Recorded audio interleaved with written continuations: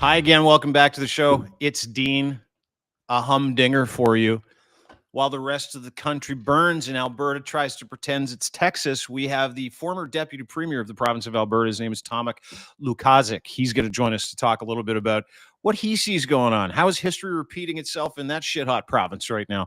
He loves Alberta. I love Alberta. He's since left conservative politics. I hate conservative politics, so we're going to get into a great conversation, which is, as always, brought to you by our friends over at Moment Mushrooms. If you're looking to get some information about how to microdose, if you want to hear transformative stories or get connected with some kind of therapeutic understanding of what macro and microdosing is, how mushrooms can affect your wellness, momentmushrooms.com. They're my partner. I want them to be yours as well. BC-based wellness brand focused on transformative power, psilocybin mushrooms. They support inner growth, 100% committed to plastic-free packaging. This is the awesome part of these guys. It's incredible. Every time they send me something, there's no plastic. It's all biodegradable. They mean it, and they spend big on it, and they don't have to, but they do it anyway. They put their money where their mouth is, not only with their packaging, but their products. You can trust them. Trust me. You can trust them. Massive fans here, Crier Media people. We're massive fans of their products. I've been especially enjoying the Spark capsule these days. Spark capsule. I think it's got about 135 milligrams, but it's got lion's mane. It's got some cinnamon. It's got some ginger, some ginseng. It's holistic. It's wellness. It's nothing to do with psychedelics at all, which is incredible. It's kind of a sketchy conversation to have for some people, but not in 2024. Everybody should do more mushrooms. I've been microdosing and sometimes a little more. And if they find they give me this juicy, easy sense of ease and trust in myself, changes my negative perception, absolute relief for a whole bunch of different things like PTSD and anxiety. I've experienced it. I've gone to the treatment centers. I've actually gone and done entire weekends, and I've made microdosing part of my life. I would encourage you to look into it and read about the resources available at momentmushrooms.com as well.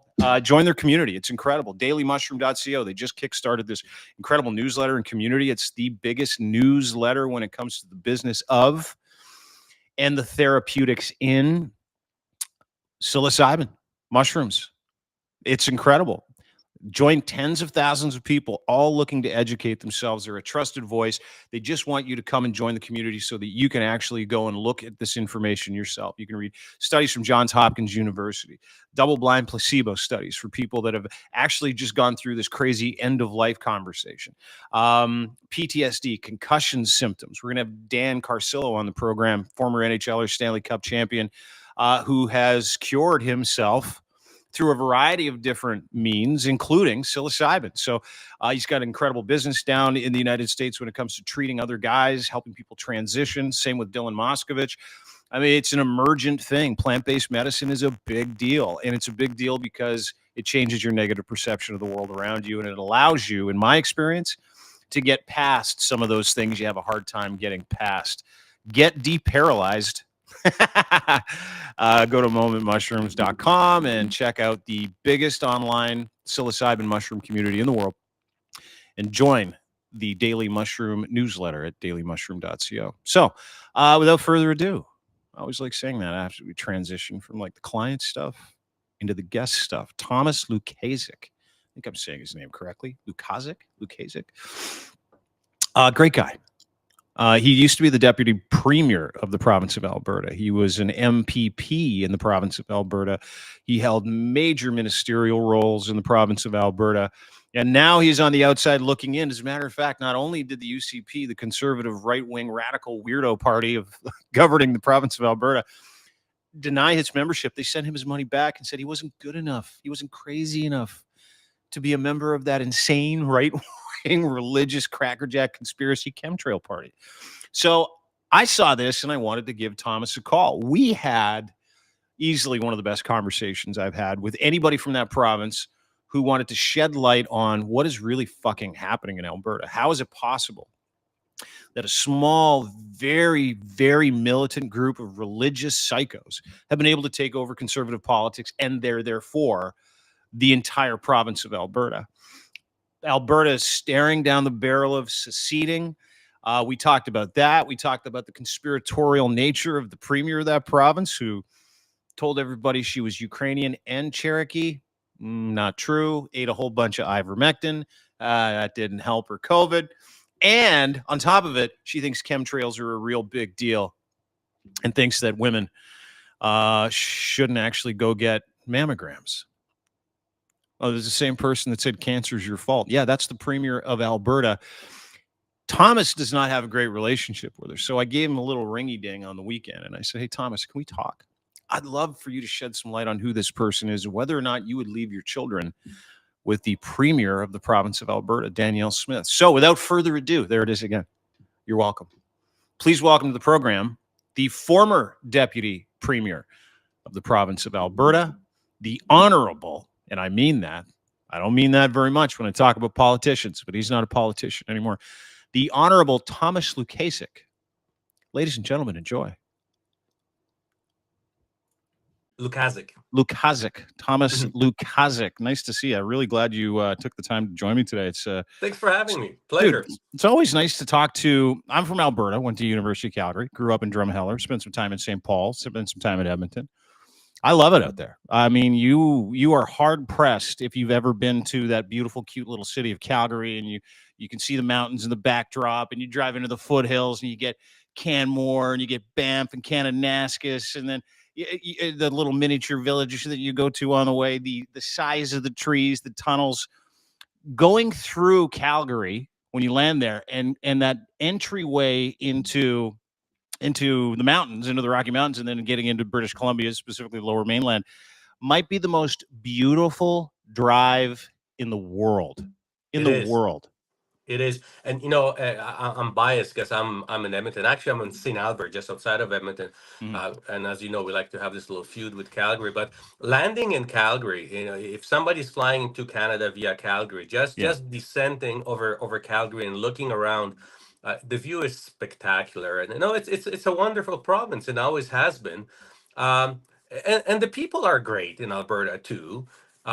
Without a doubt, but we're suffering from politics right now, and that's what everyone sets us apart from the rest of Canada.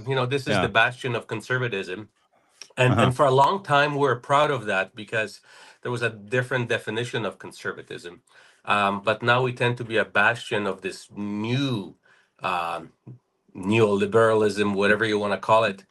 And that sort of it's changing the flavor of Alberta, but the scenery is still the same. So I always say, if you want to be a tourist and you want to see Canada, it's hard to see all of Canada for a tourist.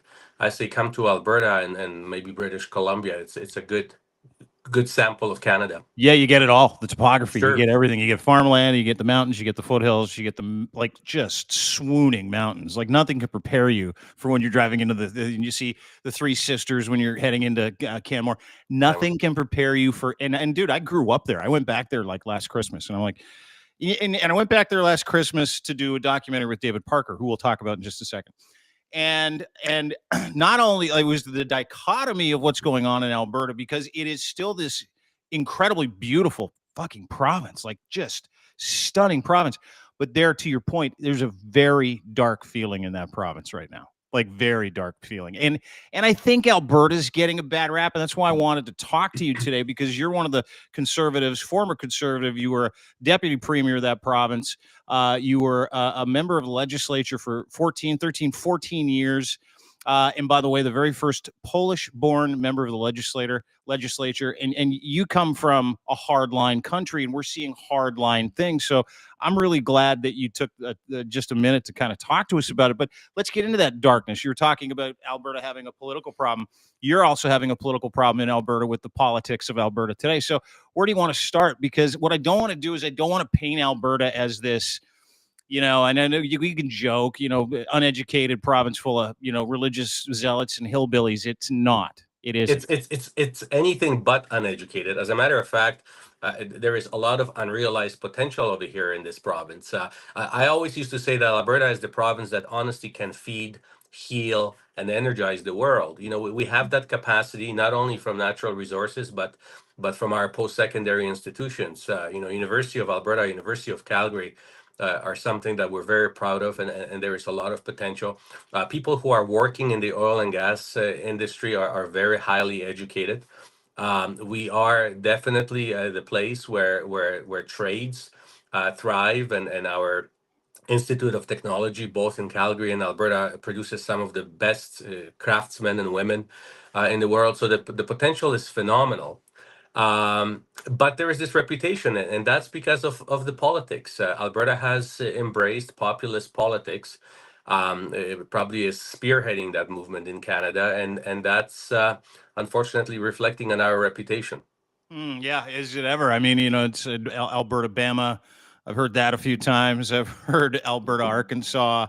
But I mean, there are parallels. I had Dave, parallels to Texas, as a matter of fact. I've had Dave Troy on the program, who's a researcher, investigative journalist, technologist, entrepreneur, and he follows these things.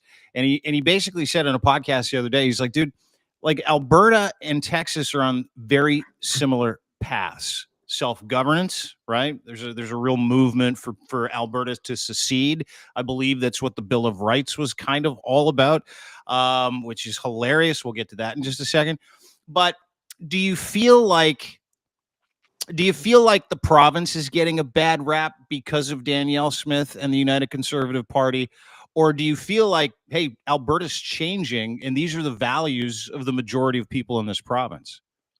It goes before Danielle Smith. Jason Kenney needs to be brought up. But you know what? Frankly, even before him, uh, there is a mythology that some of the far right leaning conservatives have sort of spun about Alberta, that we're self made, we can make it on our own.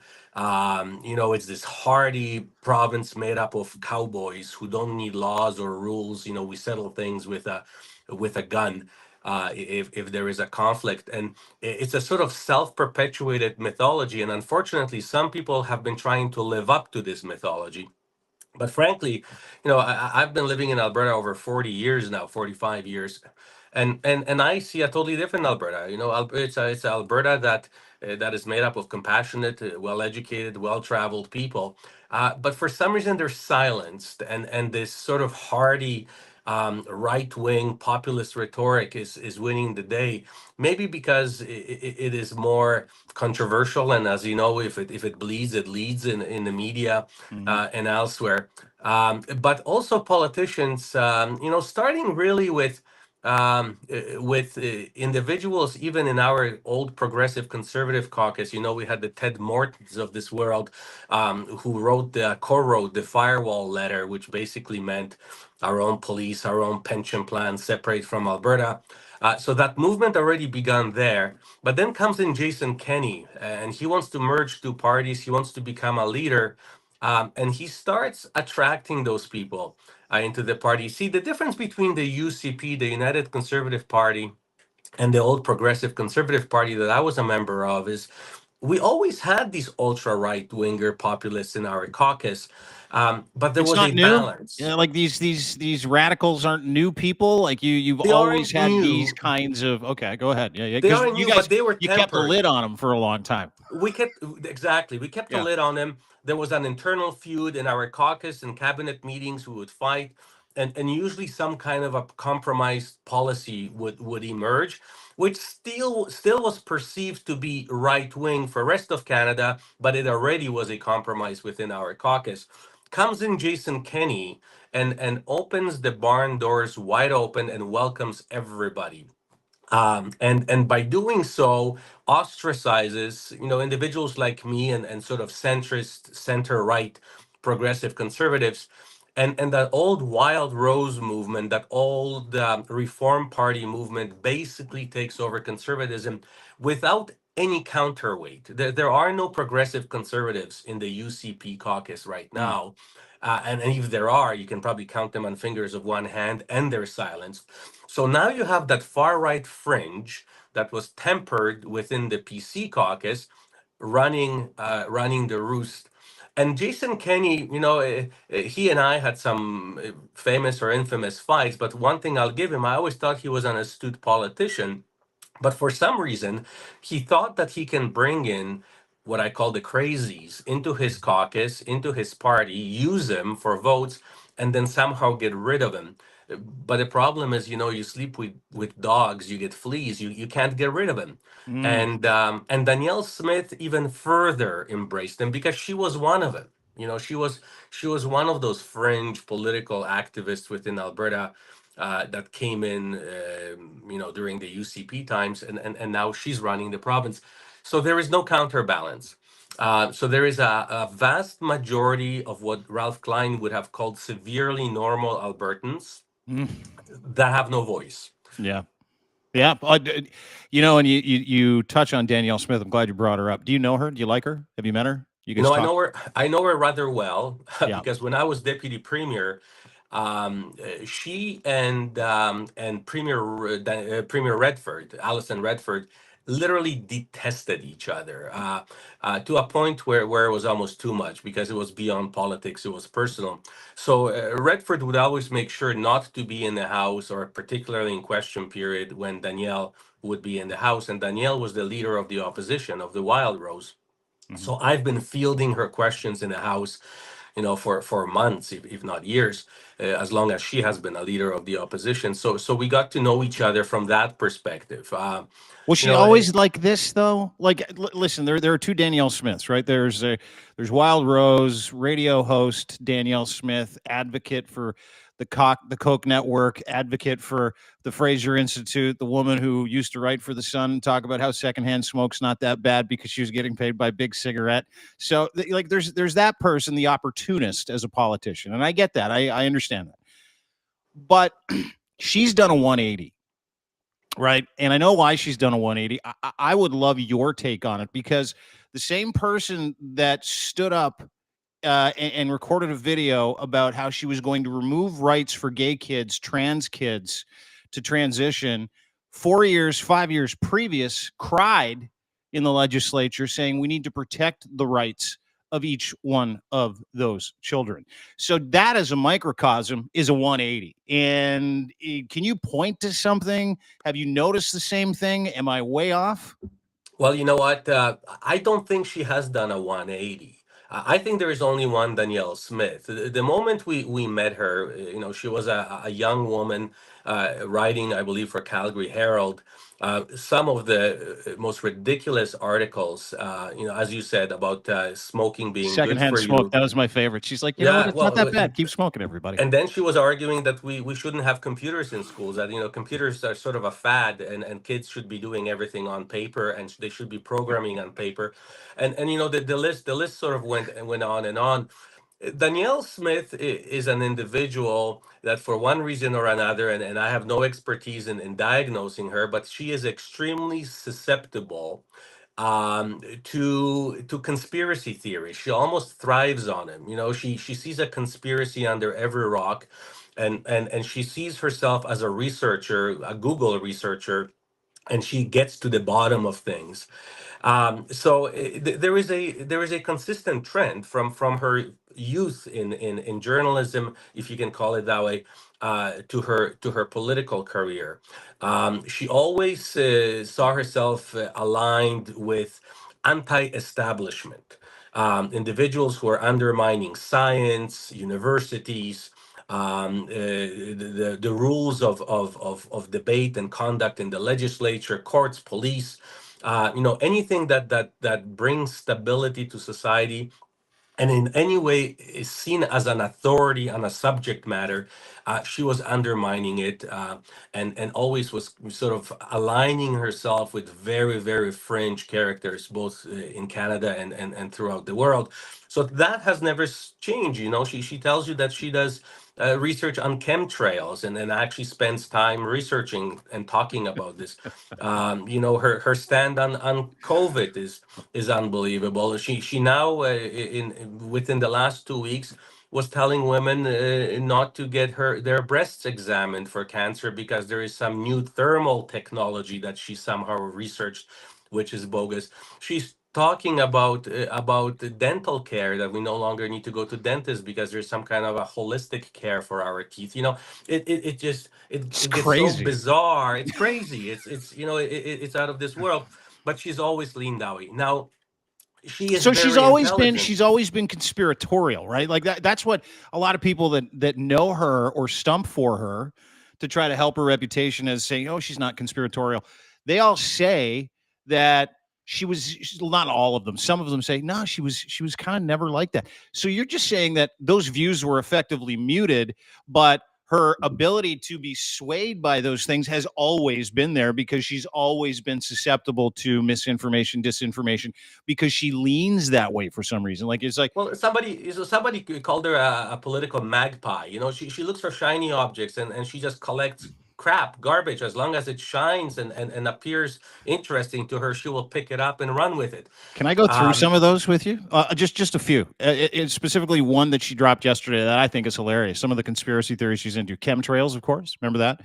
Entertained conspiracy theories about chemtrails at a UCP town hall. The Department of Defense actually had to put out a statement saying, hey, she's nuts. I don't know what she's talking about. The Pentagon did the exact same thing.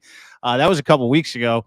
COVID-19 vaccine. She's made various social media posts critical of COVID-19 vaccines. She herself ate horse paste, which was a dewormer for a respiratory infection. Sorry, I'm going to laugh through this. I hope that's okay.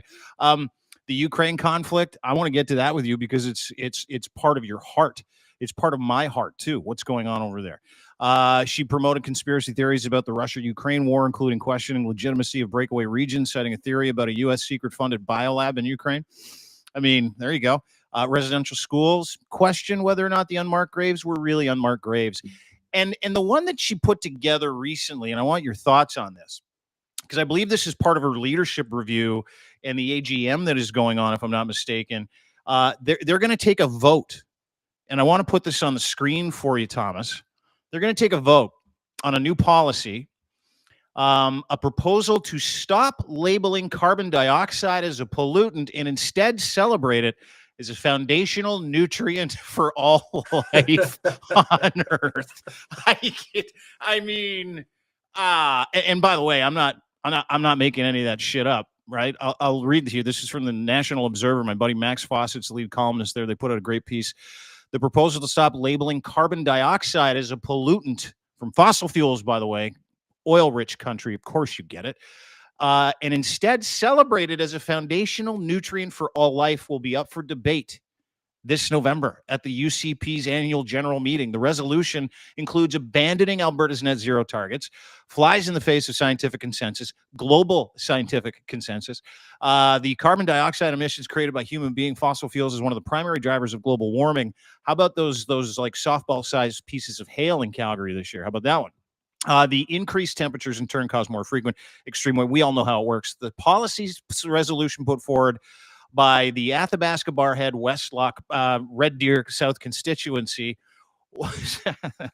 says the carbon cycle is a biological necessity and the earth needs more CO2 to support life, increase plant yields, both of which will contribute to a healthy and prosperous Alberta. Your thoughts? and that's why she is now reviewing the brilliant idea of, believe it or not, bringing from across Canada tires, used car tires, and burning them to power a cement plant in the pristine Rocky Mountains, because apparently the world needs more carbon dioxide. First of all, these resolutions are made up by the UCP, United Conservative Party constituency associations, and that's whom she has attracted to the association. So now all these followers of Danielle Smith are coming up with these resolutions, and our premier of the province and our cabinet will actually spend 3 days deliberating and voting on these. It's just crazy policies. It's hard to believe. Political parties should have freedom, and there should be grassroots initiative of policies, but there usually is some kind of a filter within a party saying, for God's sakes, we can't bring this one forward. We're going to make ourselves a laughing stock of the nation, or frankly, of the world, possibly. But there is no such filter anymore. Danielle Smith loves those resolutions because she's been coming up with stuff like that. This is the sort of the world that she lives in. So she's and not. this No is the one else people is she making attracted. her. No one else is making her do this. She believes that these things, like she literally believes that carbon dioxide, which is murdering the planet, is actually good for the planet and we need more? Like Yeah, that's well, not some wacky oil and gas guy saying I'm going to shut off the donation tap if you don't make it absolutely clear to the rest of the country we're going to dig for that fucking oil and we're going to burn whatever we want and no, we don't give no, a shit. no, and that's, and frankly, that is not the case, unfortunately, and it's even more dangerous. It is her and her party coming up with this stuff. I can tell you that the very large oil and gas companies that extract bitumen from northern Alberta uh, have very sound environmental policies, because most of them are from outside of Canada, but and the European ones pulled out. For example, Shell pulled out of the oil sands. Total pulled out of the oil sands because their shareholders said in Europe, we don't care how much money you're making for us. We are not investing in extraction of oil sands. These large companies, sure, they're pro extraction. That's their business. Yeah. But they have shareholders across the world. They have other holdings around the world. So they're very sensitive to science. They're not denying science. Uh, it is our premier actually that is more aggressive and more anti-science and more pushing for carbon dioxide and carbon monoxide released into the atmosphere than oil companies are themselves. Why? Well, because she surrounds herself with these, quacks, pseudoscientists, and then you look at them, and most of them have been, her legal advisors have been disbarred. Her science advisors are no members of any science institutes because they have been removed. Their medical advisors have been kicked out of colleges of surgeons and physicians, and that's where she draws what she perceives to be knowledge. By getting rid of all the guardrails and all the experts that provide those guardrails.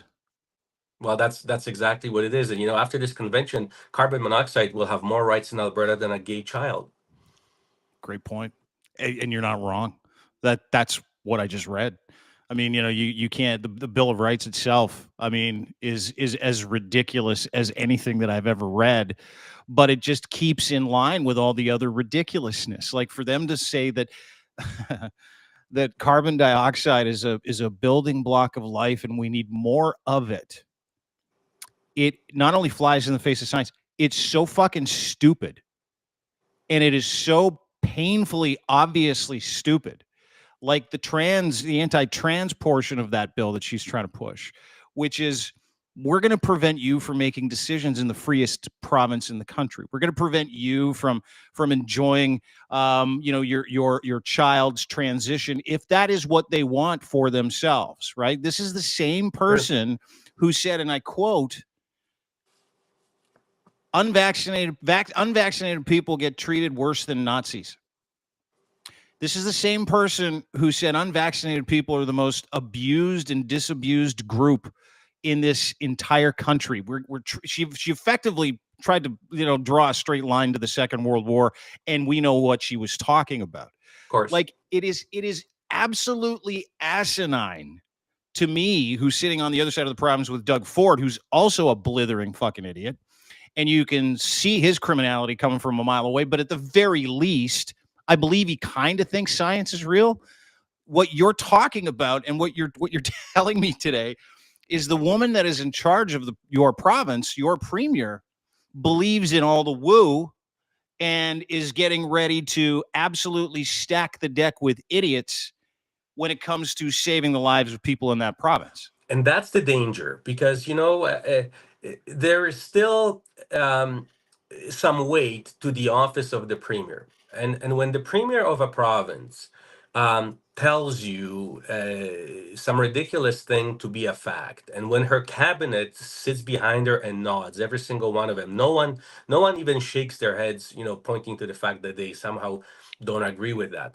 When she surrounds herself with individuals who seemingly have some academic credentials, but then you find out that most of them have been either disassociated from by their profession, and they're just quacks. That is very dangerous, because Albertans are listening to this, and if the premier says so, it must be true, it must be right, and then they conduct themselves accordingly. We historically we liked or disliked our premiers or prime ministers, but there was some respect for that office, and now that office, unfortunately, in Alberta has been stripped because of the fact that the person who holds that office, is obviously not capable of dealing with the issues at hand that the office has to deal with. She one day she comes out and she tells First Nations, I get you because I'm Cherokee myself. Well, they check.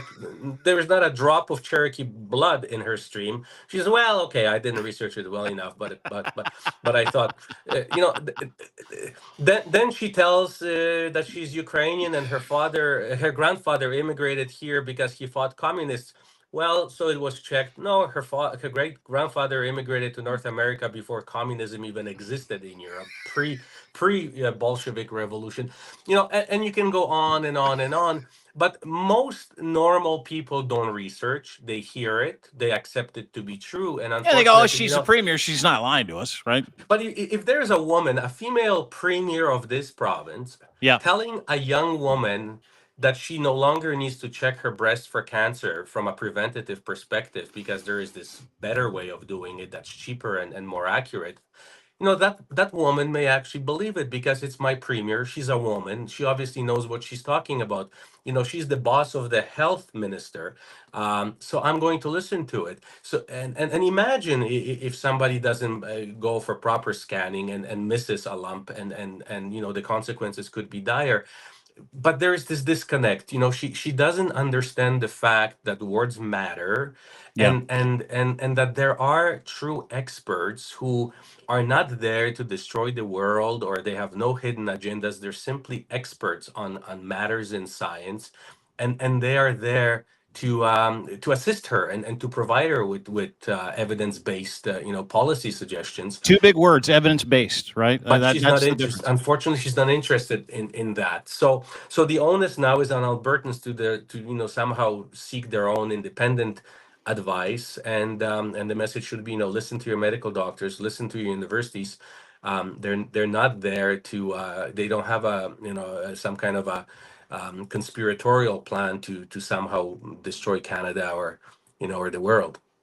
How is it that seemingly on the conservative side, you're a conservative, right? You're a conservative politician. By the way, are you still a member of the UCP? No, I don't belong to any party. I thought I would have some fun, and I applied for a UCP membership to go to that convention and vote against Danielle, and I made it obvious that that's why I would buy one, and their computer system automatically sold me one, but next day they reimbursed me my $10, and they wrote me a really nasty letter, and they said you're not conservative enough, and and they wouldn't sell me a membership. Are you serious? Yeah, I've been denied a UCP membership. I don't meet their standards. Well, I think you should be celebrating that today. Yes. I don't know. I think that might be one of those like, oh my God, thank God I touch grass. I'm not a fucking complete lunatic like the rest of those people. That is unbelievable. So you go and apply for a membership, and they say no. So you're no longer a card. And they send you a long note. I believe I may have even read it. Did you put it on Twitter? They wrote me a pretty personal, nasty letter and said, you're not worthy of being a member of the UCP party. Did part of you go, thank God they didn't say, come on in, we need your help, you'd be great? Yeah, it was like a self-check. I'm still normal. Yeah, exactly. It's one of those like the butterfly effect, right? You're like, oh my God, okay, good, it didn't go my way, but thank God, that means I'm not insane too. Exactly. You're from Poland. You're born in Poland? Correct. I was 12 when I moved to Canada. Yeah. How old were you? 12.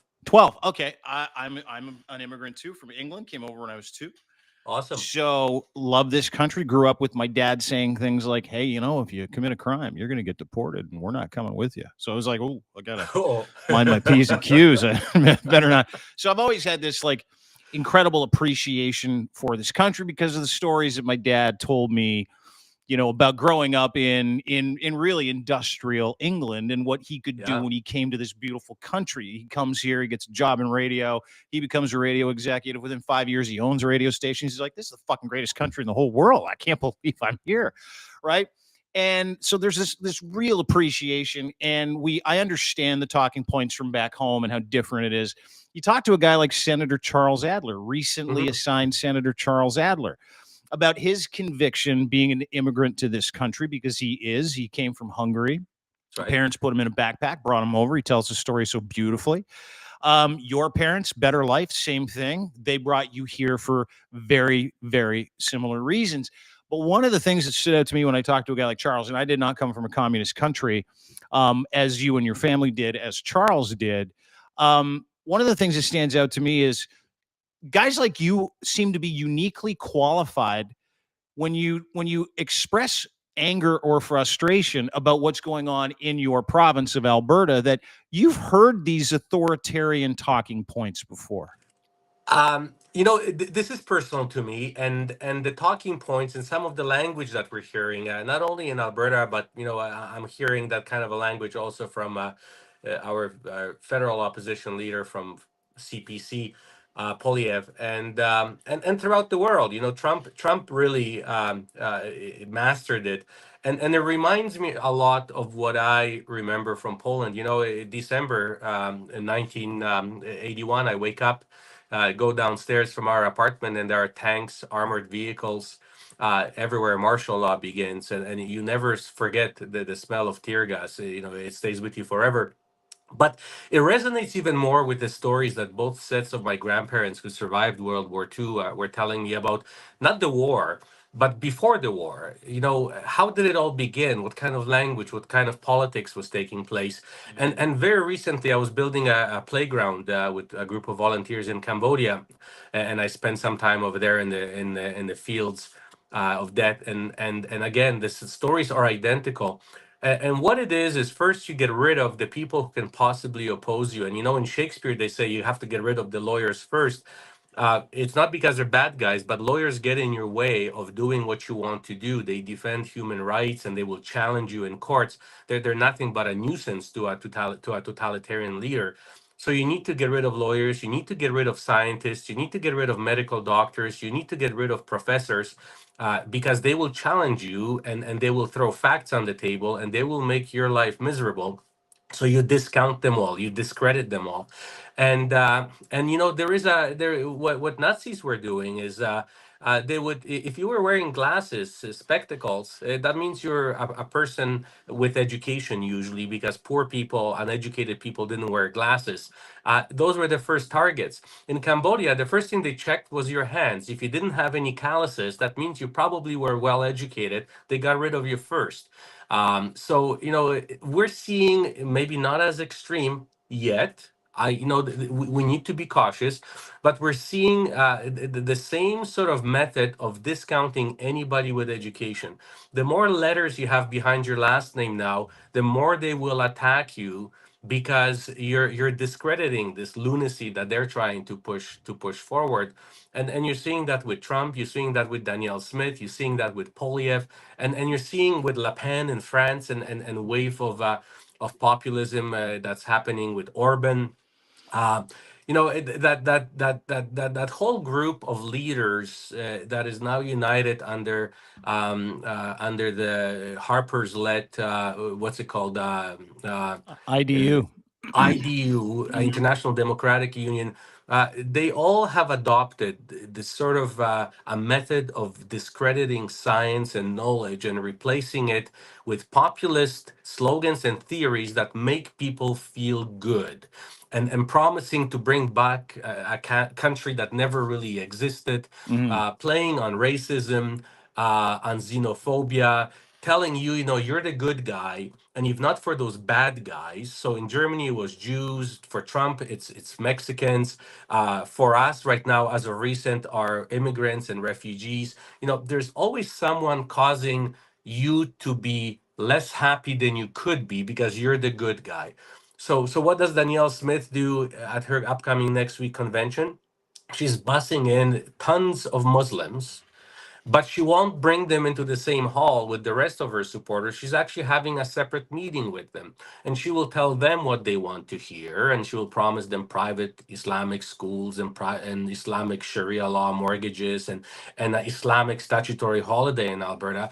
But then she will have a totally different message in the main hall, where her mass, by and large, gray hair, white, supporters will be. And she will tell him, Alberta is closed. We cannot handle any more immigrants and refugees because our hospitals and our schools are overpopulated, and we don't need temporary foreign workers. Albertans need jobs, and the rhetoric will be totally different.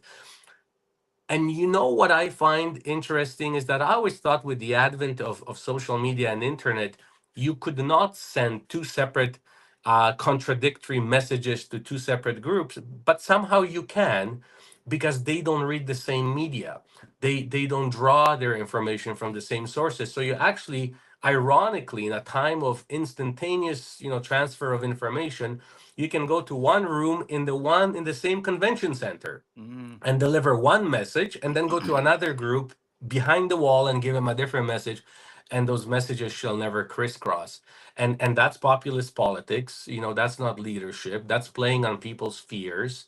um, It's but the fascism consequences are 101 too. dire. It's I'm fascism sorry. 101 too. Fascism 101 is how do you separate people into tribes, right? Which is what we see in what you're talking about and with the AGM that's coming up. How do you separate those people into tribes? How do you deliver that message to these people that they're going to get this incredible life experience back, of which they never fucking had, to your point, which is also conspiracy theory 101. This goes back to the Bolsheviks. This goes back to Marxists. This goes back to how do we separate people? How do we commandeer their minds? How do we tell them we're going to give them what they want?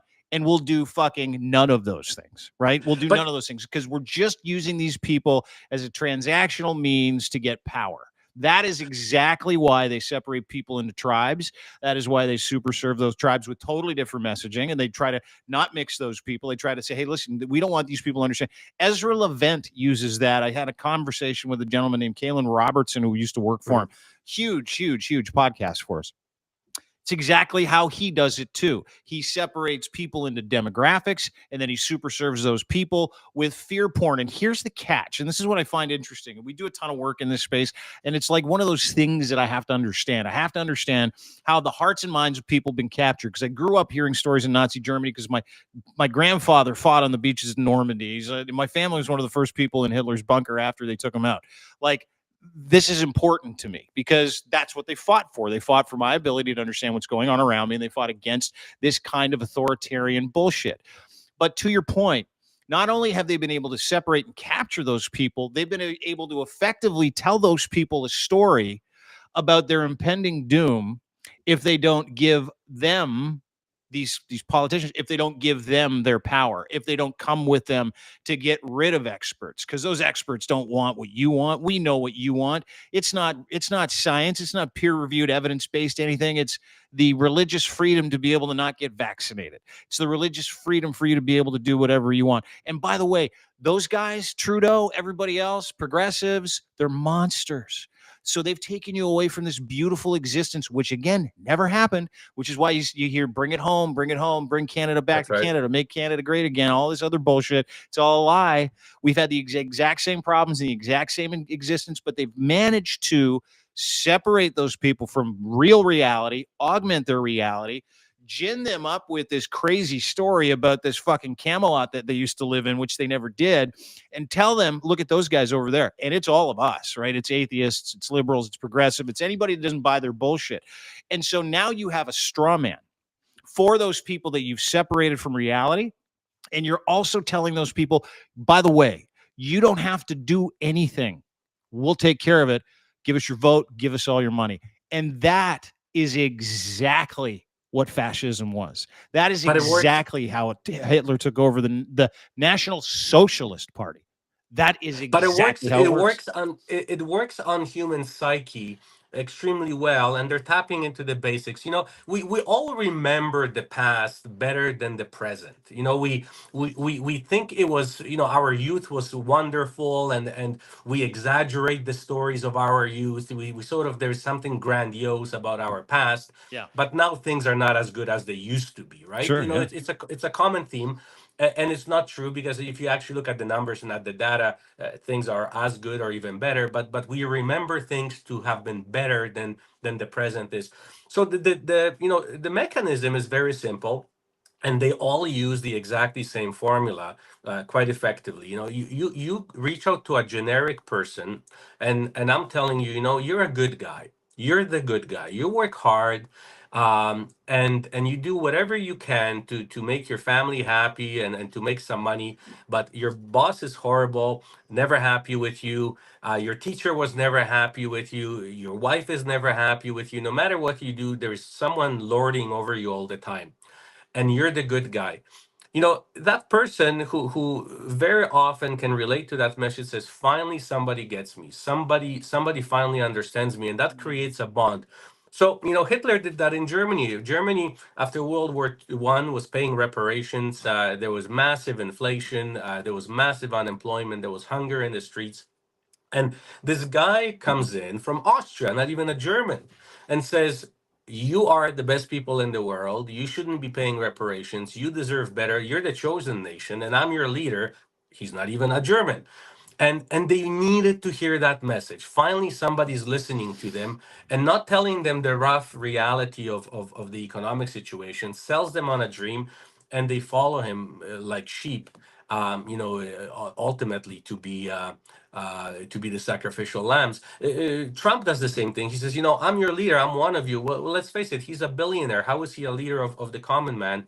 And if not for those Mexicans and the deep state, you would be better off. And we're seeing the same thing in Alberta politics, but we don't remember history well. Unfortunately, we don't study history a lot in our No. Canadian education, and we don't see that this is actually the same thing reoccurring.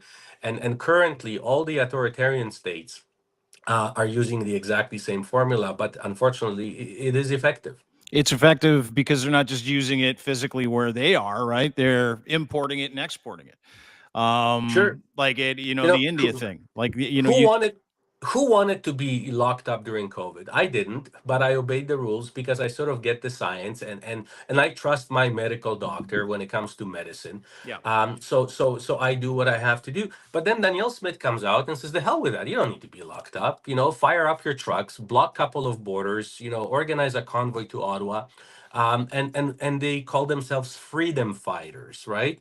And her cabinet ministers go to the border and deliver food, and then she thinks she can pardon that Reverend Pavlovsky, who was sort of Corrigan.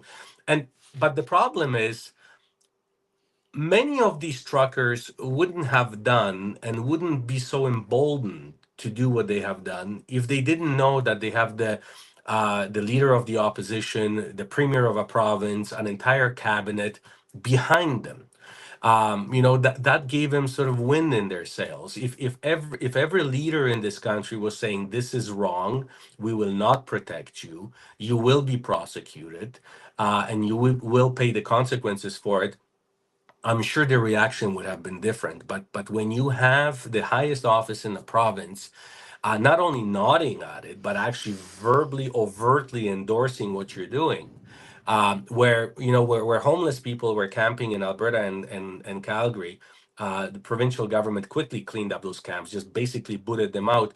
Between Edmonton and Calgary now, for the last few months, there is a camp of freedom fighters taking over an entire rest area for tourists, and nobody touches them. Six months. They've been hanging out at the rest stop for 6 months. They built a little fucking community there. There's a little village over there, and nobody touches them, so they know that they are beyond reproach. That the premier is on their side, and they can do what they want to do, and that's the dangerous part. Well, it's very January 6th reminiscent, right? You had a bunch of people show up to the Capitol and they're like, hey, listen, he's going to be the president again. And we believe everything he says. So we are actually captains. We can do this. The same thing with we can go in there, we can kill some people and we can take over the government. Fucking insanity. Same thing with the convoy. Well, we're just going to drive down. We're going to not move until they come out and meet with us. And then we're going to hang the prime minister. We're going to take over the government. It's like, Well, and rewind.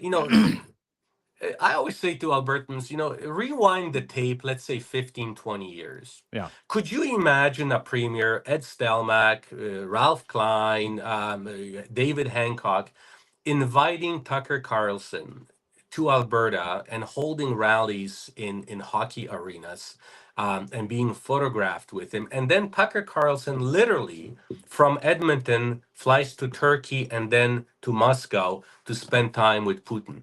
Yeah. Could you imagine what kind of a reaction there would be? We now know that he is financed by Russian money, and there is no issue. Could you imagine a premier of Alberta coming out and saying that Russians have the right to invade Ukraine because Ukraine is trying to join NATO and Ukraine is a nuclear power? It isn't a nuclear power. And endorsing, that kind of a gruesome invasion on Ukraine, it would have been unthinkable. And she just says, Disqualifying. "Oh, It okay, would have been well, I didn't disqualifying. do my research well." Yeah. Well, okay. That's what you get Okay. paid to do. Like fucking crazy. Well, but you have a whole ministry of international intergovernmental affairs that works very closely with our federal foreign affairs ministry, and would have told her, Premier, this is what happened in Russia. This is how it came about in Ukraine, and these are the proper speaking points. But she doesn't listen to her own ministry. She does her own research on Google. Yeah, in the bathroom, like everybody else does, like all those COVID warriors LARPing for Yeah. this magic thing they found online that nobody else found. All the doctors missed it. I love people like that. Back to Danielle Smith and Tucker Carlson. To your point, not only, and I want to talk a little bit about foreign interference stuff with India, but to your point, Tucker Carlson, the prime minister, underprivileged, under oath, basically said Tucker Carlson and Jordan Peterson are paid Russian assets.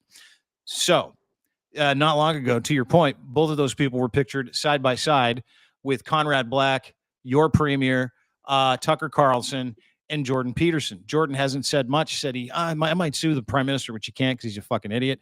And Tucker Carlson hasn't said a word since he was outed. Both of them as Russian assets. To your point, yesterday it was announced that several European countries in the EU are considering imposing sanctions on Tucker Carlson, potentially including a travel ban, accusing him of acting as a propagandist, by the way, paid propagandist, if you read the article, Vladimir Putin, based on what Prime Minister Trudeau said the other day. And to your point, Vicky, who's a great follow online, Vicky Campbell, Danielle Smith invited Tucker to Alberta, Canada. So two things. You're already aware that Tucker Carlson is a Russian stooge, or you're just finding out now. Either way, Putin wants control of your oil-rich province, and Danielle is the one to hand it over to him. I'm going to ask you a question. Do you think she's compromised? She is compromised by her ignorance. I don't have any reasons right now to suggest that she has any direct contacts with any agents of Russia. But she is drawn to the types of people who are agents of Russia, and she finds their speaking points very appealing because they're conspiratorial and they are anti-establishment. Putin is fighting a very interesting war, and that again brings me back to my Polish experience. He was the head of KGB. He is a fellow not to be underestimated. He's a brilliant mind, and his only goal, stated, he doesn't hide it, is bringing back the USSR empire. Yeah, the Soviet and Union. bringing under its own domain some of the countries that used to be like Poland, Latvia, Lithuania, Estonia, Hungary, Romania, Slovakia, Slovenia, all the countries that are now independent. He wants them back within his own fold. He knows that he cannot win this through military means. He simply has no capacity internally, plus NATO is a formidable force. So how can Russia achieve the old status of USSR?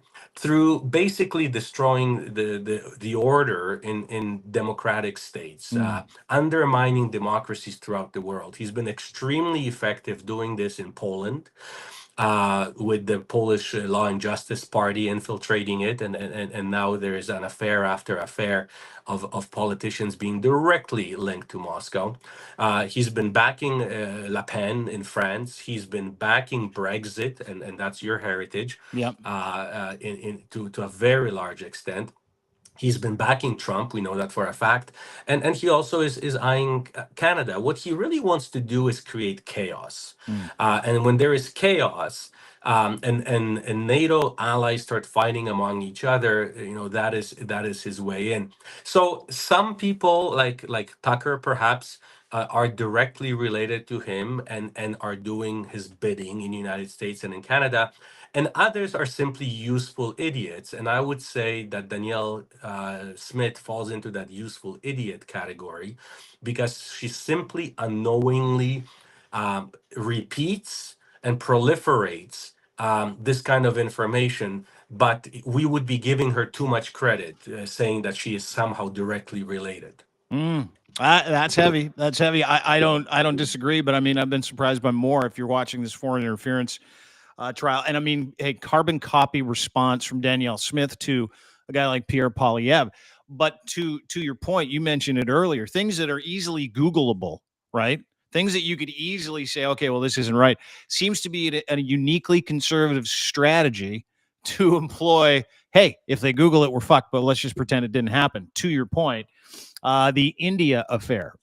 Last week we found out on Thanksgiving, on a Sunday, that the RCMP and CSIS had asked to have a couple conversations with Indian diplomats in Vancouver and named 4 people of interest, actually 6 people of interest, including Mr. Vermer, who is the Canadian High Commission guy from India, and several others, executing a murder for hire plot in Vancouver. Extortion, murder, lighting people's houses on fire, taking over people's businesses, all for effect, right? It was all because Modi is a Hindu nationalist.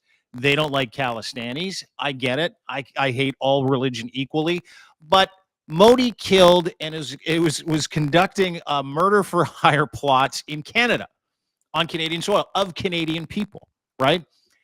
The Conservatives haven't said a fucking word, not a word, other than to accuse the Prime Minister of lying under oath. On top of, and we can see it, like, it's Googleable, right? It's right there. It's like, okay, every major newspaper in the world is talking about this. The Five Eyes are getting into it.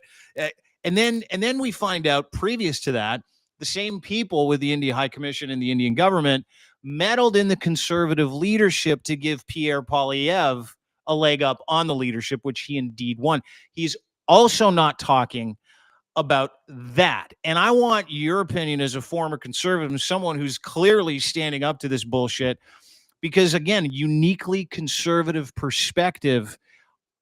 Do you have any questions around the Conservatives' inability to deal with right now, as Trudeau said, possibly witting and unwitting MPs, candidates in his party that are working with foreign governments? This relationship between conservatives, both provincially in Alberta and federally, always raised questions. But unfortunately, what we're seeing in Canada and throughout the world, there is sort of the demise of investigative journalism. No credible media outlets have the resources now to really dig into a story. But we saw this coziness between Harper and Modi. And then later, when Harper became the chair of UDI, he kept pushing Canada, as no longer prime minister, kept pushing Canada, saying we need to develop closer relationships with India and with Modi, and he traveled there a number of times. He also, by the way, has been pushing, as a former prime minister, has been pushing Canada to develop closer relations with Orban. But the interesting part with India also is that, notice the moment Kenny became premier of Alberta, literally within weeks, I think it was just right after swearing in ceremony, he flew on a quote unquote trade mission himself to India for a few weeks. When he returned, media has been asking him, well, what have you achieved? Have you signed anything? Whom have you met with? He says, I will be filing a report later. It is now several years, and a report has never been filed on this trip to India. Why was he there? Who did he meet with?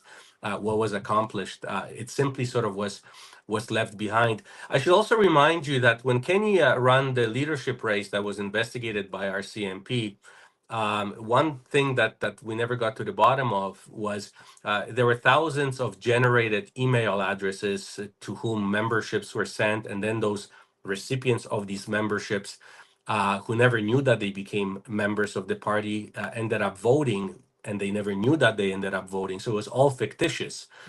Those servers also happened to be in India. So this sort of coincidence and relationship between conservatives and India is there, and I'm sure CSIS knows much more about it than you and I ever will. But I'm not sure if we will find out about it before the next election. This will be something maybe we will be reading about 30 years from now, when it's already too late. But Canadians should be asking themselves a question. Why is it that the only ever leader of the opposition refuses to get a security clearance? It doesn't take a lot. It takes a couple of days of vigorous questioning, and then you get a security clearance, and you get the same information as the prime minister.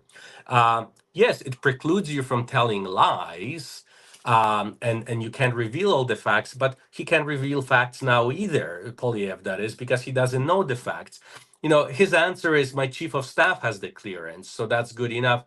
Well, I certainly hope that his chief of staff is not passing information onto Poilievre, because Poilievre doesn't have a security clearance. So even if his chief of staff knows that there are serious issues, he can't tell anybody that. So, the question should be, if you're not scared of anything, if you're not hiding anything, and I'm not suggesting that he is, well, what's the other solution? Security clearance. What's the other solution? Because listen, I'm going to play a clip. Two former CSIS directors, Ward Alcock, I can't remember the other gentleman's name.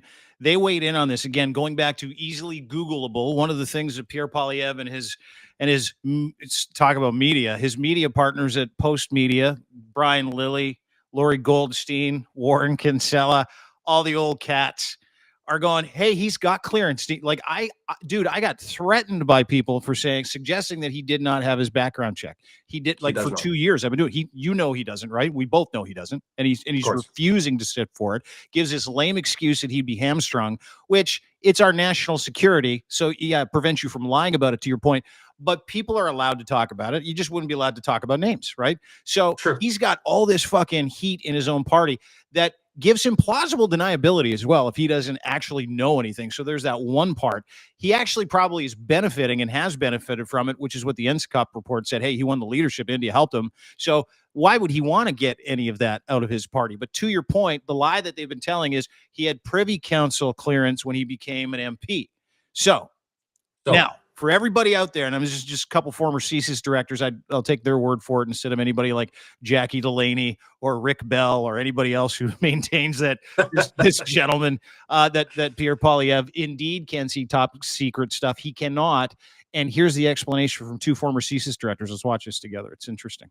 The whole objective of the security clearance process at the level of the federal government is to make sure that classified information is not passed on except to people with security clearances. The Prime Minister was correct, I think, when he explained that being a Privy Councillor does not give you access to information. It's an honor that many people acquire by serving in the cabinet and elsewhere. Nothing to do with security clearance. Defenders of Mr. Poilievre has said he was a cabinet minister in the Harper government. He would have had security clearance at that point in time. What's the process there? It has to be renewed? How does it work? If you've been a cabinet minister or anybody else for that matter who've had a security clearance, and a year or two after you had your clearance, they would probably renew it after a quick check. If it's been some time, they would start all over again. Generally speaking, in the federal government, your security clearance lapses maximum 5 years. And in some cases, the number of years is lowered. How would that apply to someone like Mr. Poilievre in that he is a Privy Councillor, but he's no longer a cabinet because he's in opposition, but he's still a parliamentarian? His clearance would have to be renewed. I don't imagine that it would be a 6-month process, which it can be in a brand new clearance.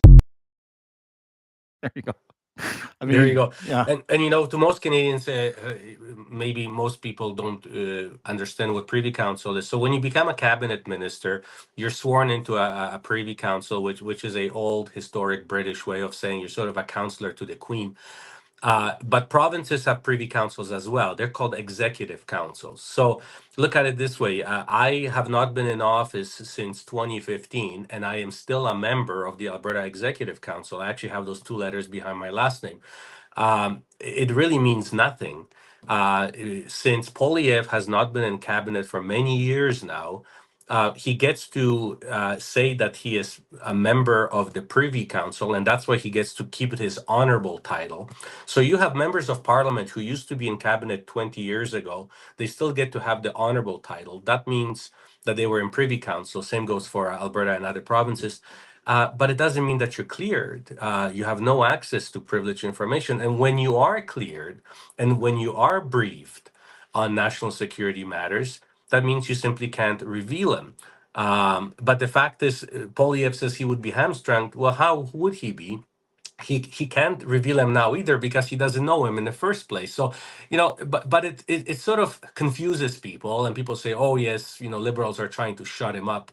But the fact is, he knows that most people are so busy with driving kids to hockey, soccer, and dance that they don't pay attention to sort of the nitty gritty, and and most people don't know much about politics. It's just normal. Just like some people don't know much about finances or medicine, a lot of people don't know much about politics. And when a leader of the opposition tells them that the prime minister is trying to muzzle him, they believe it. What do you make of him?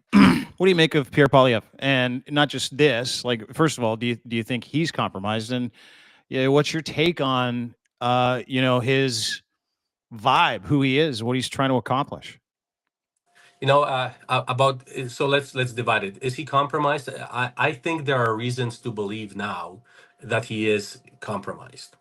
And that is not to say that there aren't any former candidates from the Liberal Party that weren't compromised, but what we should be concerned about now is who is currently in office and who could become a prime minister, and if there is any shred of evidence that he is, that should be dealt with, and I believe that there is more than a shred of evidence that he has been compromised. So that's one. As to his character, in politics, I always used a rule because you often don't get to know people well enough. You spend some time with them, and then you have to entrust them with certain tasks, not knowing them well. So I use this rule, and it's a pretty good gut instinct. Served me well through my political life. I would ask myself quietly, would I leave my child with this person? Would I leave my daughter with this person? And people often ask me later, so how about Ralph Klein? I said, you know what? I would leave my kids with Ralph Klein anytime. They would come back home and they would swear, and he would feed them probably McDonald's food, but he would be a great guy, and they would come back with some great stories. Now, when I look at Poilievre, would I leave my kids with him? I don't think so. I find him to be an arrogant individual, who will not accept anybody challenging him in any way. He becomes offensive, very disrespectful to reporters, to people in crowds that challenge his rhetoric. I find him to be an individual who really is trying to sell us nothing but slogans, and they mean nothing. Fight the crime, okay? How? As a politician, you're not supposed to only say what you will do, but how you will do it. Build the homes. So those are slogans that you can remember. Bring it home. But Axe attacks. Scrap the yeah, cap. but how? But how? How will you do this? What will the effect of it be? Well, you don't even know what most of those slogans mean. You just like scrap the cap. Well, what cap? I find him to be very unaware of the complexity of the issues. Somebody gave him some slogans that they said, we can use those on T-shirts, on brochures, and they're very memorable, so they're effective for the electorate. But when it gets to a debate, I find him to be very shallow with respect to understanding the actual complexity of the issues. You just don't fight the crime. It's complex. What's the root of the crime? Do we have the capacity to fight the crime? Do we have the jails to put the people into? What is the outcome of prisoners coming out of jail? How often do they reoffend? Those are sort of questions that you normally have to dig into when you develop public policy. That's what cabinet debates. He's not there. He sort of just throws the same slogans as in Alberta, the firewall letter or the Bill of Rights. Sure, we're going to change Albertans' rights on gun ownership. Well, has anybody asked the question that gun ownership is not controlled by provinces? There's nothing Danielle Smith can do about gun ownership and licensing. That's a federal matter. It's a Criminal Code of Canada matter. Yeah, it's but a nobody privilege. asked that second question. But it sure as hell sounds good that we will let Albertans have arms, right? The fact that we actually can't do it, just like she promised individuals who are the truckers that the moment she becomes a premier, she will pardon them. And then she finds out that in Canada, premiers, they're not governors of states, United States. They don't get to pardon anybody, Yeah. you know. And she says, "Oh, sorry, I guess you'll have to stay in jail now because I thought I could, but I can't. I thought I Keep could in carry mind, arms in they did all Alberta." those things because they thought that she co-signed it all, right? And then she's like, Yeah. "Oops, I had no Well, idea. I and couldn't just pardon you." but look how dangerous that is. There are Yeah. people who will be doing terms in prisons probably because they thought the premier will pardon them. There are people who think that he will axe the tax. But how? Or build the homes. But how? You know, governments don't build homes. You have to create an economic environment for the private sector, for developers to build homes. He has no policy on that. He will just build the homes, and Yeah. everybody wants a home, so sounds like a good plan. Yeah. You know, very simplistic messaging. So I worry, and I know that there is a growing disenchantment with Trudeau. Um, but given the choice of two, if I am to look at it from my sort of take care of my children perspective, whom would I trust with my children? You know, I will pick Trudeau over Poilievre any day, um, because you know he comes across as a reasonable, well thought out individual. Yeah. Yeah. I mean, I'd even double down. I wouldn't leave my dog with Pierre Poilievre. Like if he said, "Hey, Dino, let me take care of your schnauzer this weekend while you're gone," I'd be like, I'll come up with any other option, dude. I don't trust that you're going to be sober enough to feed this thing by 9 o'clock at night. That is a problem. That is a problem too. You know, somebody asked me, would I leave my kids with Danielle Smith, and the answer is hard no. Uh, and I'm not being mean or trying to be overly Why politically not? Why biased, wouldn't but you the leave your fact is, kids with her? if Danielle is in charge of my kids and my kid gets sick, is she gonna call a real doctor? You know, what is she going to do? She's going to go to Um, the vet. She's going to go to is the she gonna vet take, with yeah, your give him some child. horse, you know? And those are, you know, from a parent perspective, you know, they may seem funny, but those are real, you know, Yeah. real concerns, right? Her chief of staff now is a guy who owned a restaurant and was giving out some dog um licenses, and during COVID had his restaurant open right in Alberta. That's her chief of staff right now. You know, so sort of the list goes on and on. So I think ultimately, unfortunately, people buy quick slogans Yeah. because they speak to their desire. People vote with their wallets, and people ask themselves, "Was I better off before Trudeau?" And since we have this tendency of remembering the past better than it was, I think a lot of Canadians will think that they were better off before Trudeau than they are now. But You that know what same amazes me test about applies that to though? any prime minister. Yeah, but what amazes me about that is, and we talk about it, in 9 years, right? It kind of works against him in so many different ways because he's been there for 9 years. And everybody's like, and every Pierre Poilievre tweet is about it's been 9 years, 9 long years. So we don't have that recency bias of like, was it better before him because it has been 9 years? And then you combine the fact that chicken is like 3 times as expensive, and you go back to self-interest. People vote with their wallets, and they're like, yeah, I'm pissed off that I had to pay $400 for some chicken thighs. It's got to be Trudeau's fault. And it wasn't as expensive back then. To that point, I'm shocked at the inability for people to recall how their life was 9 to 10 years ago. And I'm even more shocked that they have bought a brand new reality of what it used to be like from politicians who Well, that's the thing. clearly are truth tellers, right? Clearly they've Well, got great because memories about the lives of the people that they're trying to get their vote, who they don't know. They're running around the country telling them your life was so much better. Again, going back to that magic Camelot that these conspiracy theorists and the messaging behind conspiracy theories have been able to kettle these people. I am shocked that it works. And I've also been shocked by less just finding out that like half the country's way dumber than I thought they were. That's been But you know, shocking to me. if politicians reaffirm our bias, then we say that they're telling the truth because Yeah. they're actually reaffirming my bias. Mhm. You know, if you were to look at how Canadians felt, whether they're better off or worse off at the end of Harper's term in government, they also would have said we were better off before than after. Because as I said earlier, you know, we always remember the past better than it was. But then, you know, I always wonder. I go to Costco, and the lineups have no ends, and dealerships are selling cars like crazy in Alberta. Restaurants are packed everywhere. You have to book a reservation to get in. Shopping centers, I don't see too many for lease signs within shopping centers. Stores are doing quite well. Inflation is down to an extremely respectable level.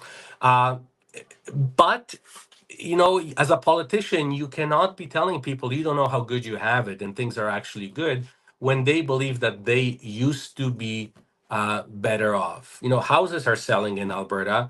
As a matter of fact, we now have, again, we're back to competitions where houses are selling beyond the listed price because there are more buyers than there are houses on the market. So there is money in the economy. When you compare Canada to any other G7 country, or frankly, all of the Western European countries, we're doing exceptionally well. When you objectively assess Canada, and there are third-party, non-for-profit, non-NGOs that assess quality of life, Canada is usually within the top three.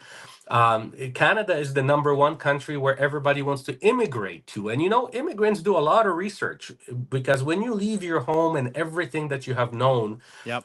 you don't just go on a whim anywhere. You do a lot of research. So, we really are a phenomenal country to be in. But as a politician, you can't be telling a person, you don't know how good you have it when they are determined that things are terrible and they used to be better. And Polyev is buying and tapping into that very, very instinct that we have with zero offerings. With no I solutions certainly within the rhetoric, none, not no, one. and I don't see, he says that within the first day of being a prime minister, he's going to cut the tax. Um, you can't do it that fast. Number one, it's a legislative process. But second of all, how are you going to replace that tax? Because he also says that he's going to balance the budget. How do you cut your own revenue by a significant amount and then say you're going to balance the budget? Well, that means you're going to severely cut programs. And if you are, fine, tell us which ones, right? Where will you find that money? Yeah. Yeah, and to your point too, the average person isn't gonna again, I'm amazed that the COVID experts all of a sudden became climate change experts. All of a sudden now are tax experts. They know how it works. They know how social programs work.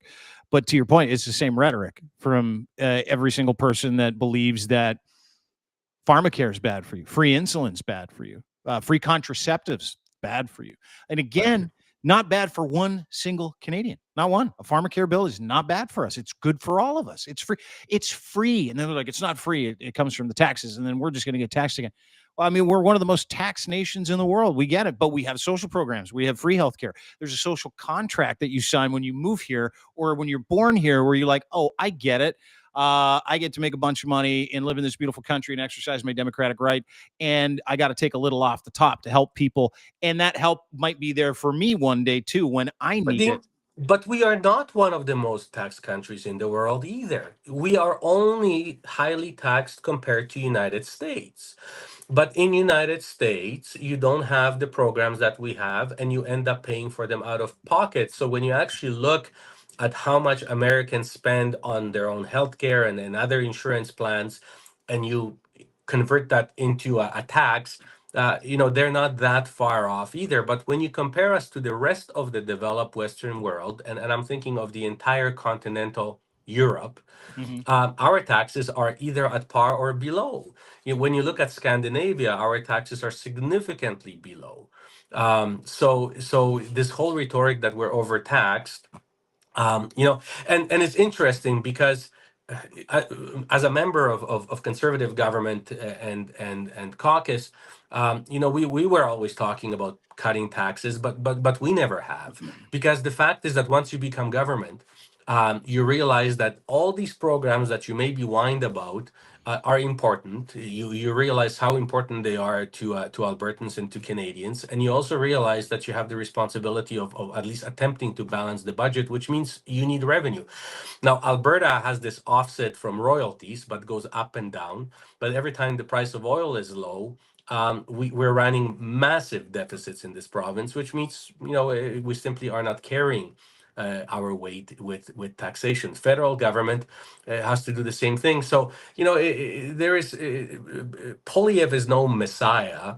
There is no other way of doing government other than either cutting severely programs, and to replace that tax by cutting programs, you would have to cut major programs across Canada, or he will simply say, you know what, I looked at the numbers, and I am still committed to cutting the tax, but we can't do it right now because we have so many, expenses to take care of, and people buy into his gimmicks. He will go in front of a CBC building, office tower, and say, I'm going to convert that into housing.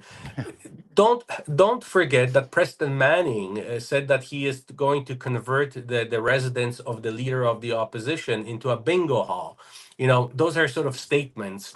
And now Poilievre quite lavishly lives in that house still, so they haven't converted it into a bingo hall, and they won't convert CBC office into a housing project, but it sounds good. Yeah. It's very Trumpian, and people who are not happy with their life, they think they had a better life before, are tapping into this and saying, yeah, he's my guy. And I have many friends and some family members, and we have some interesting discussions, because when I ask them that next question, that probing question, but tell me how, Yeah. it results usually in frustration, because I'm somehow being No answers. yes, I'm challenging her utopian view of what it will be like the moment he becomes, the Messiah. Yeah, I love those conversations. So I welcome them. Like anytime someone's like, I've got friends that are Poilievre guys. I've got friends that are. I have friends that live in Alberta who voted for Danielle Smith. Right, like Yeah. friends, and I can, this is going to sound really shitty, but I can set my clock to whether or not you talk about whether or not you would leave your kids with people. I could set my clock to whether or not I would ask those people to help my children with their homework. The answer is no. The answer is absolutely not. Right. So there's that commonality there. But to your point, when it comes to taxes, and I didn't know that, and I appreciate you correcting me, because I've bought that too. And I just looked it up. Canada is ranked 23rd out of 38 OECD countries in terms of the tax to GDP ratio. That amount is 33.2%. At the top of the list is Finland at 59%. Yeah. Our rate of taxation is midpoint. Yeah. And the benefits that we receive are enviable. They're actually quite well delivered, and it doesn't matter who's in power, liberals or conservatives. And even in Alberta, when NDP, we have actually a pretty good program structure and how they are delivered.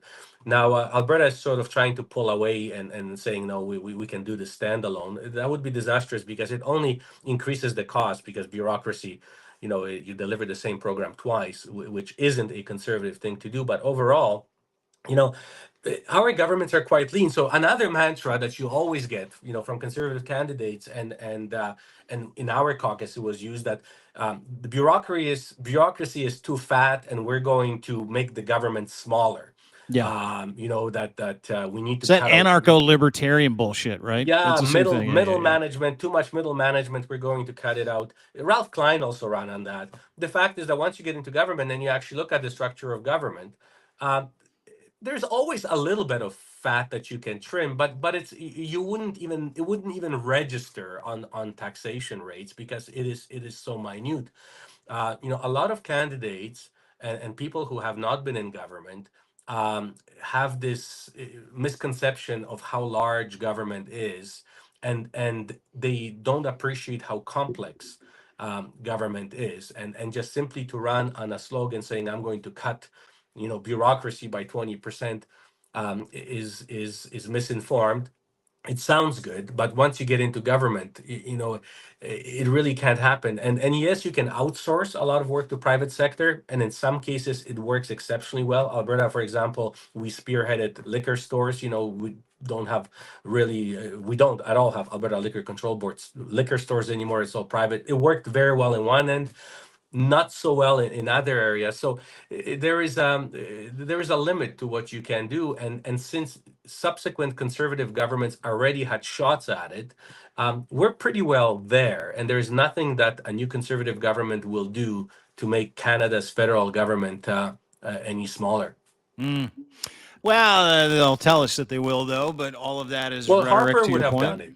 Harper would have done it, right? And he was a fiscal hawk, and he wasn't my favorite prime minister, but he was a pretty smart guy.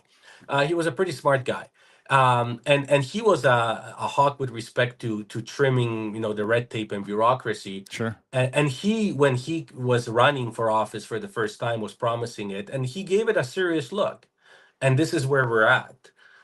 Because he also realized that there is only so much that you can play with and can cut out. So for Poilievre right now saying that he's going to cut the bureaucracy, well, it's a statement that Harper failed. But the reality of the fact is that this is the problem with Canada and governance, is that this is a massive country, very diverse and massive geographically, and delivering programs in this country is expensive. Tough. Yeah. If all of us lived just in Ontario, yeah, of course there would be ways of cutting bureaucracy, but we are delivering programs in places that are remote, and there still have to be government workers there to deliver those programs. So there is cost attached to it. But at the end of the day, as you just looked up in your data, we're faring exceptionally well among developed countries.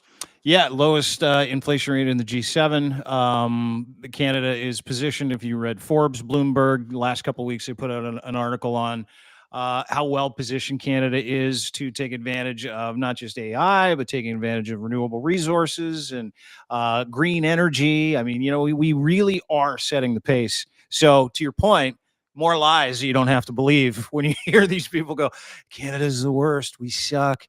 CO2 is a naturally occurring element in the world. We need it. I mean, it is just, it's awesome to sit and talk to you and have you kind of go through, some of the things that are behind the curtain from your perspective, knowing, not just rhetoric, but knowing what is doable and what isn't, and what you should listen to and what you shouldn't. And we need more Sherpas like you to speak up, because education is going to be one of the most important aspects of this next election. It's educating people over and over and over again.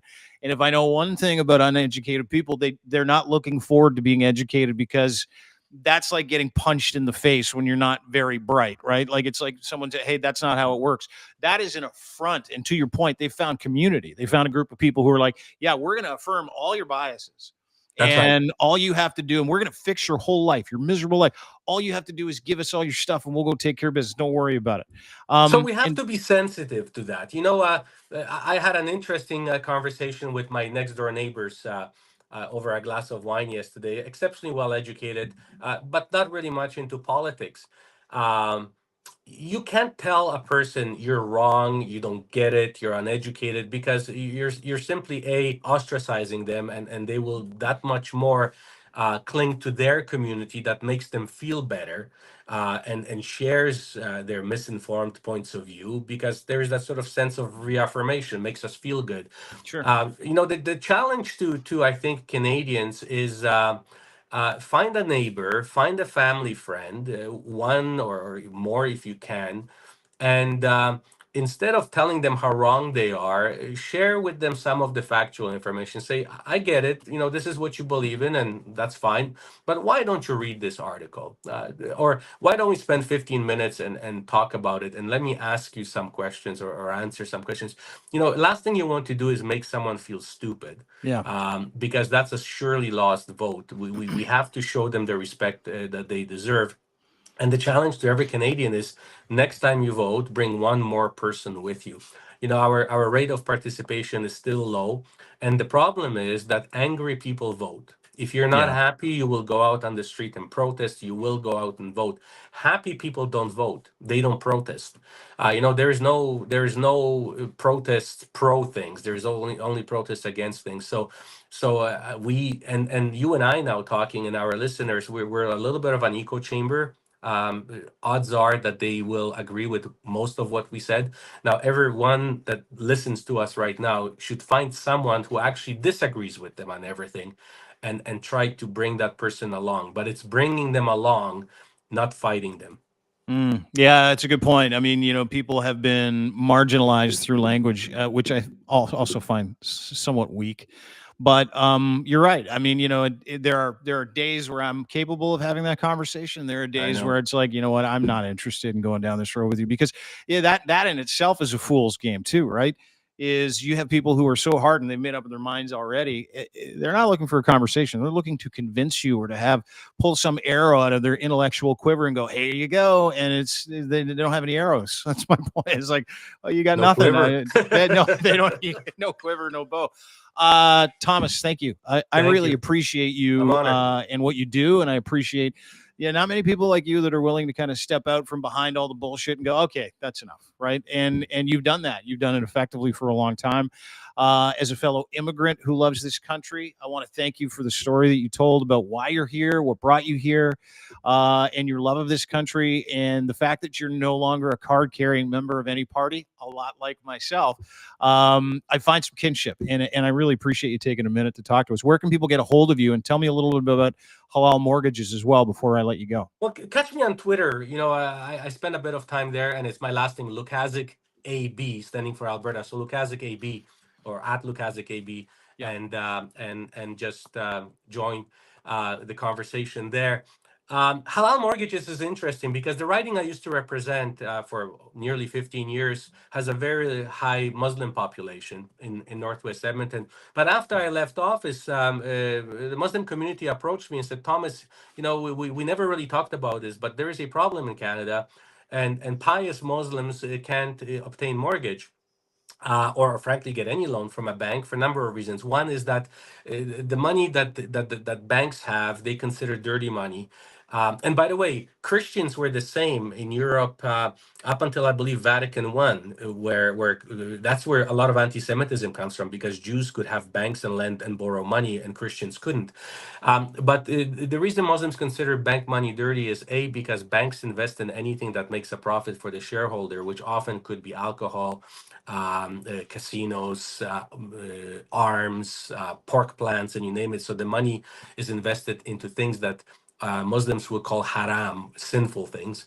And second of all, banks are based on calculating interest percentages. And in Islam, much like a long time ago in Christianity, interest is considered to be sinful. It's considered to be usury, because you're charging somebody simply for the fact that you're lending them money. You're not providing them with any service. You make money because you have money, and the person who doesn't have money now has to pay for everything even more, despite the fact that they have no money, because you have money. So there is some moral, logic attached to it. But anyway, that's faith. It's faith-based.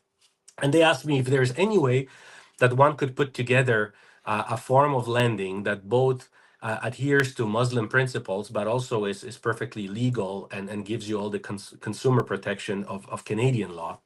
And my partner and I, he's a lawyer, we worked for about 2 years, let's say, over 2 years on this with some leading Canadian law firms, and a leader in Islamic financing, the world, a figurehead, Al Azhar. It's a law and finance university in Cairo.